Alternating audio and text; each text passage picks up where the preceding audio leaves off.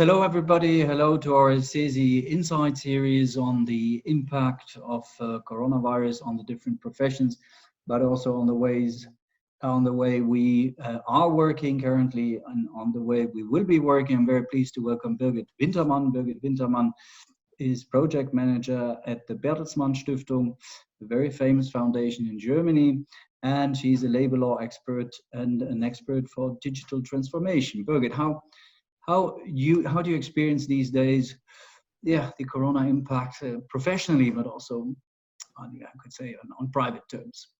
Yes. Hi, Klaus. Nice to see you. It's in the Bertelsmann Stiftung, as in many other companies, we have a total lockdown. So nobody is in the house. Everybody moved into the home office. And I did as well. My husband is a co-worker and we're working in the same project. So we are the only colleagues who can have a face-to-face meeting from time to time, which is very nice to talk about it. And our two grown and nearly grown-up boys are in this house as well.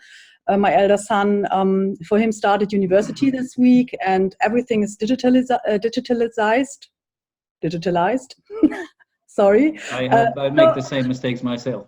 So everything is online, and it works really good. The other one is facing his Abitur these days, which is really special for this year, and is preparing himself for everything to learn.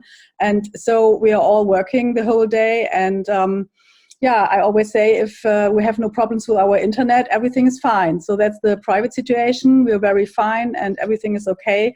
My children aren't so small anymore, so everything is really good. Oh, good to hear. Good to hear. We're holding on quite well here in Brussels too, and from CESI doing a lot of teleworking, teleconferences, video conference. We're becoming real experts in this. What do you think as an expert also, what are currently the particularly challenges for both labor market but also employment conditions? Yes, I think the biggest problems for the labor market and the companies is that we see that they postponed for years the digital transformation.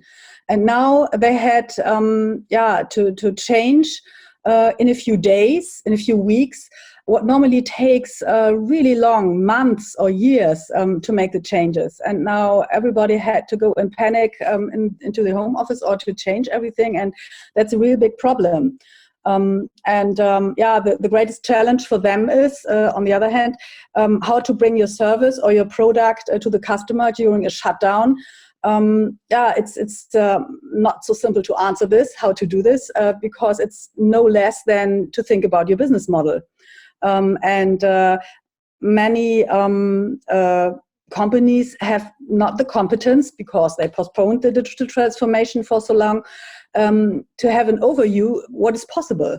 So I fear that's the biggest problem, that there would be a lot of possibilities to work, but they don't see them because they don't know how to do this. And I think this is a real big challenge for the labor market to do this and to adjust everything. The employee conditions, it's the same problem in that area, because everything had to change from one day to another. I think everybody did really fine as far as possible, but now you have to see that it has to work in the long term. That wasn't only 2 weeks that we had to do a different job in a different way, but now you have to think about the long-term thing, the question about the business model. Everybody is involved in this, and so you have to adjust a lot of things and have to think about many things. So I think it's a big problem. First of all, the question of home office. Here in Germany, we have some requirements, legal requirements. I think everybody says now it's okay, it's the way it is and we can't change it. We're just doing it and don't think about the requirements. We just do it. But looking a few weeks ahead, I think we have to adjust this as well and to fix it. For the people who are working, I think it's the problem that they have now more employee protections to think about. You have the distance, the social distancing, and to think about how you can try not to get the virus. And that doesn't make it easier. So there are a lot of challenges for everyone, but I think given the conditions, everybody is trying their best, and they're doing really fine. Yeah, thank you. As you said, we have been thrown into cold water, all of us. Yeah. Of course, we have been used to work, to do teleworking, have video conferences, but not to that extent. So all of a sudden, we, as you said, it's funny because it was extremely difficult. It seemed like a huge mountain to climb, and then when you had to, you made it. But what are the implications now for those working at home, also in terms of safety and health, the working time provisions? What do you think is, besides the question of now the exit strategies and make sure that at the working place you have safety and health provisions in place? What do you think now with this teleworking? What are the additional challenges there? It's totally different from working in an office. And I think everybody underestimates this. You have to organize your work, absolutely different. I always hear from all the people I'm talking to, working 5 hours in home office is absolutely different from working 5 hours in your office. In your office, you're always talking to other people. You're disturbed by the telephone, or you have meetings which are perhaps longer than they have to be. But now you're doing everything really concentrated and really intense. And I think you get tired very, very fast, and you have to adjust your working style to that. You have to make more breaks, and then you have the other problem. I, for myself, miss my ergonomic working surrounding, the nice chairs and the desks, and that is a real challenge for every individual. Even if you get older, it makes more problems. So you have to think about that, and you always have to look for yourself, how can I deal with these problems? You have to get a routine for your everyday life, so that when you're concentrated on your work, you're in this working mode and don't get distracted by saying, okay, now I have to make my laundry or something like this. So there are many challenges because this private life and this working life is mixed up location-wise, and you have to find solutions for this. So it's not as easy as it sounds, because that's what I notice everywhere, that everybody is really eager to make their job really good in them. And so it's not so easy to get it done and to find the solutions to be really that efficient. And you have to make your breaks and to stop at one time, because it's very you could be online for the whole day and in the evenings. So one time you have to find a point of time where you can stop and say, okay, now it's everything over, and now I'm private, and I shut down my laptop, and I don't work anymore. Yeah. As you said, the boundaries between work and not work, or work and rest time, are becoming, of course, increasingly blurred with this mixing up, I would say, of responsibilities and activities one does at home, and on the one hand working, on the other hand doing, of course, personal stuff. So, but what do you think, of course, as an expert also, what now we've been thrown into the cold water, what do you think will be the short-term or the long-term implications for our ways to work? Yes. Yeah. To organize work? In short term, we have to find all the new ways that are possible, and to think about what is the best way for me, for our company, and having to think about our product, perhaps our business model, and try to adjust as fast as possible these days to be able to work at all. Some people can't. So if it is possible and you can do it, some businesses found a way to sell their products as well. Restaurants, for example, found a way to bring the food to the people, and without letting them come into their restaurants. So that's the short-term question to survive now these days. For the long term, I think digitalization will finally take over. And you have to do the fully transformation circle. You just can't say, okay, I'm doing what I'm doing and I'm staying with this. I think it's more complex, and the longer we're working this way, we're feeling more problems we have with it, and that it doesn't work this way. And you have to think a bit more about the solutions, and perhaps take a little bit money in your hand and change your organization. And that takes time. And I think one should do this professionally. And I think that's the question for the next months, to try at this for the long term, makeable. So, but what you're saying, in any case, there will be impacts, and it will impact Absolutely. also the crisis. Now, how we react to the crisis and going through the crisis will also impact on our future ways to work. This is basically what you're saying. Mm-hmm. Yeah, absolutely. There are a lot of changes. For example, the topic of home office.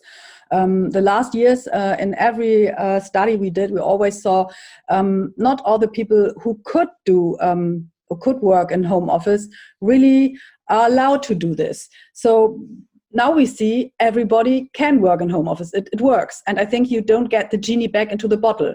Once given the possibility, the people say, okay, we want to be more flexible location-wise. Where do we work? That should be our choice. And you're seeing the impact for the climate change. You see the air. It's not that polluted anymore because the people are not going to their work. So I think we have to think about ways to get this to freeze the situation and to make it work for the future. That's not. It sounds so easy. It's a real big task, and everybody wants to do it at the same time. So I think this can be good, but it can be a problem as well. Yeah, I mean, from our side also, we are reconsidering our ways we have been working in the past and whether we will continue as we did. Mm-hmm. This is one thing. And of course, we notice also that many things can be solved via the way we just speak now, telephone or video conferences or these video meetings, virtual meetings. But it is still not the same. Of course, it will not replace everything. But we are also here in the process of reflection, which path we will follow in the future. But as you said, for us also, it will certainly not be the same. Short. Which opportunities and which risks do you see now in this path we are taking?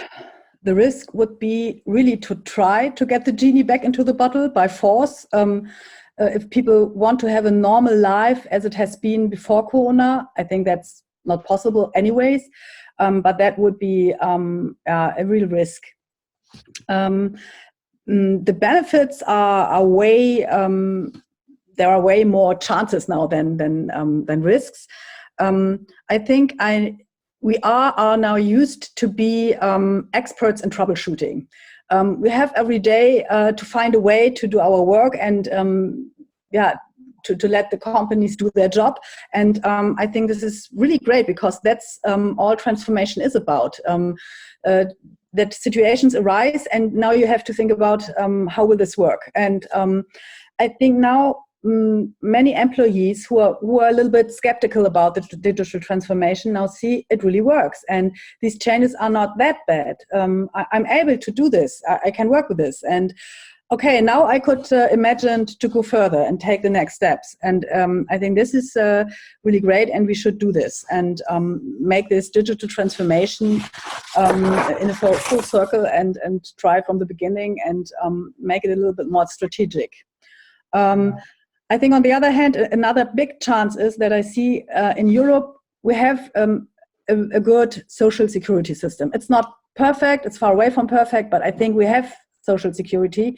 We don't face the problems that the United States face these days. And I think this shows that the values that we have here in Europe, everybody laughed about us in the world. Why are they doing this? Why can't they hire and fire? And now we see it pays off.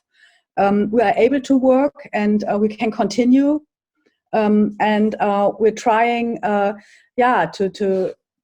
to get ahead now with our digital transformation. So I think we can keep up with the United States and China, for example. We have to make our homework and to do the digital transformation as fast as possible. And I think now we really see how valuable it is what we have, that our union and this working together in Europe is a real big asset. And we should try to keep it and to make the best out of it.